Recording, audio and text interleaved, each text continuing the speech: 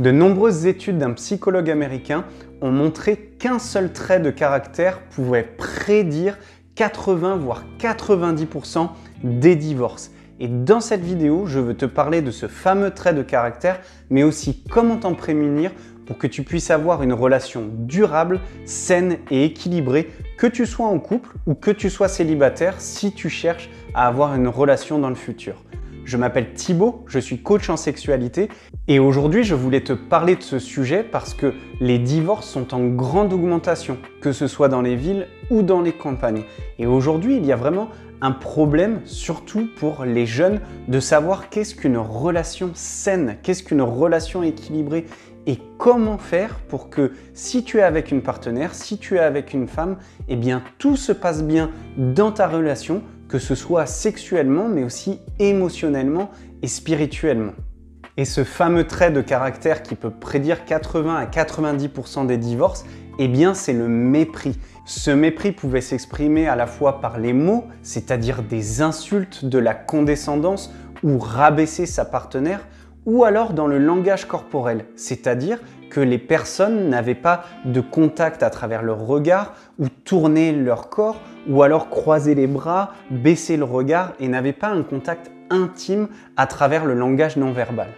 Je veux te donner 3 conseils pour justement ne pas mépriser ta partenaire et pour pouvoir t'exprimer et communiquer ouvertement, librement et sainement. Le premier conseil que je veux te partager, c'est l'écoute active. C'est d'être à l'écoute de ta partenaire. Et quand on parle d'écoute active, ce n'est pas forcément de juste réagir et de répondre à ce qu'elle dit, mais c'est vraiment de t'intéresser non seulement à ce qu'elle dit, mais aussi à ce qu'elle ne dit pas dans son langage corporel ou d'apprendre à lire entre les lignes de ce que ta partenaire te partage. Pour pratiquer cette écoute active, tu peux notamment répéter certains mots qu'elle prononce ou alors tu peux dire oui de la tête ou non de la tête, avoir une communication non verbale, un langage corporel qui montre à ta partenaire que tu l'écoutes, que tu es présent.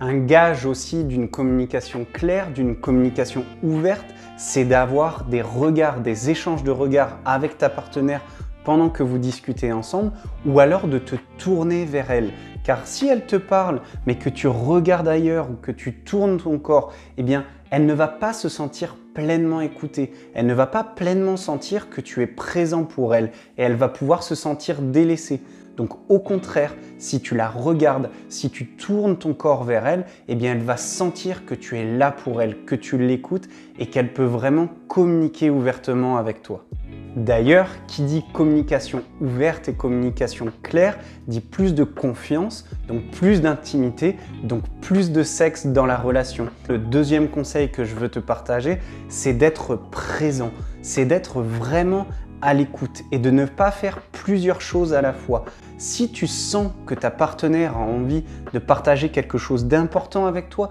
si tu sens qu'elle a envie que tu sois à l'écoute, que tu puisses l'aider ou juste d'être là pour l'écouter en fait, eh bien dans ces cas-là, dédie tout ton temps, toute ta présence à elle. Mets ton téléphone de côté, arrête les petites choses que tu fais et dis-lui « Là, je suis présent pour toi, je peux t'écouter. Dis-moi ce qui ne va pas ou dis-moi ce que tu veux me partager. » Et si tu sens que ce que tu fais est plus important ou que tu as besoin de te dédier spécifiquement à l'activité que tu es en train de faire, n'hésite pas à le lui dire. Mais encore une fois, d'une façon ouverte et d'une façon positive. C'est-à-dire que si elle vient vers toi et qu'elle te demande de l'attention, qu'elle a besoin de parler, mais que tu as besoin de dédier ce temps à cette activité, tu peux lui dire « Écoute chérie, je sens que ce que tu as envie de me dire, c'est très important et je veux être présent pour toi. J'ai juste cette tâche à finir où je dois vraiment terminer cette activité, mais après je pourrais te dédier une demi-heure, 1 heure à ce que tu as envie de me partager. » En faisant ça, non seulement tu valorises l'activité que tu as besoin de faire, car tu sais que tu as besoin de t'y dédier, mais en plus, tu permets à ta partenaire justement d'avoir cet équilibre, qu'elle puisse savoir que tu es là pour elle, mais qu'en même temps, tu restes quand même affirmé par rapport aux activités que tu as à faire, tu es dans ta pleine masculinité et que à la fois tu peux t'occuper de ta mission de vie, de tes activités, mais que aussi tu peux être un roc émotionnel pour elle et la soutenir quand elle en a besoin. Et enfin, le troisième conseil pour éviter le mépris et pour cultiver une relation saine, c'est de dédier des moments spécifiques à votre intimité. Pour le partage, ça peut être un partage dans la discussion, dans l'échange, mais aussi des moments spécifiques dans l'intimité physiquement, c'est-à-dire de passer du temps non seulement à faire l'amour, mais aussi juste des caresses, des câlins, de regarder un film ensemble, mais de se tenir la main, d'aller faire une promenade dans la rue et d'être proche physiquement. En faisant cela, en dédiant des moments spécifiques à ta partenaire et à son écoute, eh bien tu lui montres encore une fois que tu es présent, mais aussi que tu t'intéresses à elle, que tu t'intéresses à son bien-être et à sa santé mentale, à son bien-être émotionnel. Et cela n'a pas de prix pour une femme. La grande majorité des femmes veulent qu'un homme soit présent physiquement, bien évidemment, mais aussi émotionnellement et qu'il puisse être là à son écoute quand elle en a besoin. Grâce aux conseils que je te partage sur cette chaîne, tu verras que tu vas devenir un amant inoubliable. Mais c'est aussi une question d'être son meilleur ami, d'être son confident. Car quand tu allies l'intimité physique à l'intimité émotionnelle et l'intimité spirituelle, eh bien ce sont là les fondations d'une relation durable, d'une relation saine et qui va te permettre de t'épanouir pleinement avec la personne que tu aimes. N'hésite pas à partager dans les commentaires si tu as déjà fait l'expérience justement de montrer que tu étais à l'écoute de ta partenaire et que celle-ci l'a reconnu et que cela lui a fait du bien.